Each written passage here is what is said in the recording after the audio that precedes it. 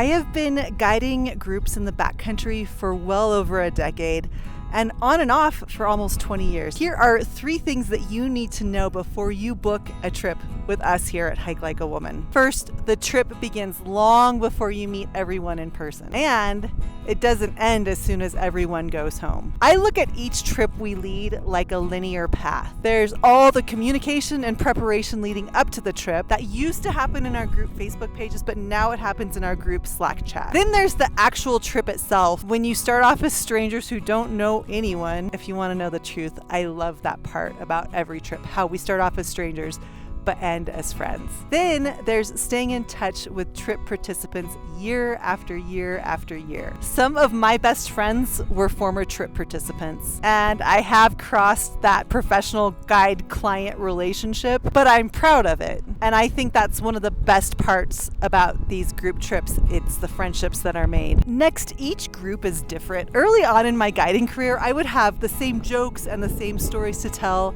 with each group on each trip. And I realized that a joke that I might tell with one group would completely hit flat with another group. And that's because each group is made up of individuals who are different, and I think that's a beautiful thing. Last year in Yellowstone, I led 2 trips. On the first trip, there was a ton of group bonding, and I think it's because we were camping in the rain all week.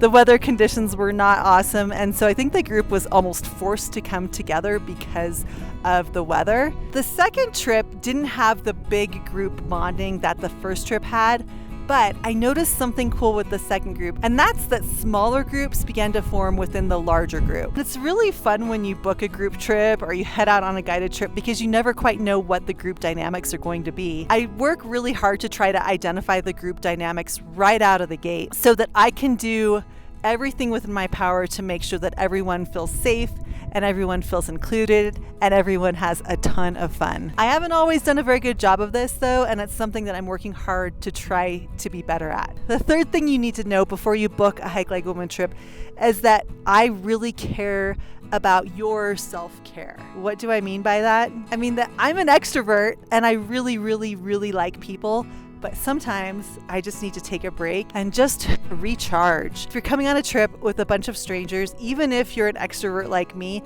there may be times when you just want some space, and maybe times when you just want to go on a little walk by yourself, or times when you just want to sit in your tent and read a book, or when you want to just step away and call someone you love. So I think it's important to be able to step away from the group and not overwhelm people or make people feel like they always have to be part of the group, because we all go on these trips for different reasons, and it's important to me that the trip meets your expectations and that you're able to do what you need to do to take care of yourself on each and every single Hike Like a Woman trip. But especially on big trips and big expeditions like Kilimanjaro and Peru, those moments away from the group can be really rejuvenating. Now, if you've taken a trip with me, I would love to know your thoughts on if you agree with me, if you disagree with me, and even some feedback on what I can do to be a better trip leader and guide. Now, if you haven't taken a trip with me, you're in luck, because we have a bunch coming on in 2024 and 2025, and I would love to have you join me for a life-changing adventure. You can learn more all about our trips by visiting our website, hikelikeawoman.com. Thanks so much. I'll see you out on the trails, or maybe on a bucket list trip.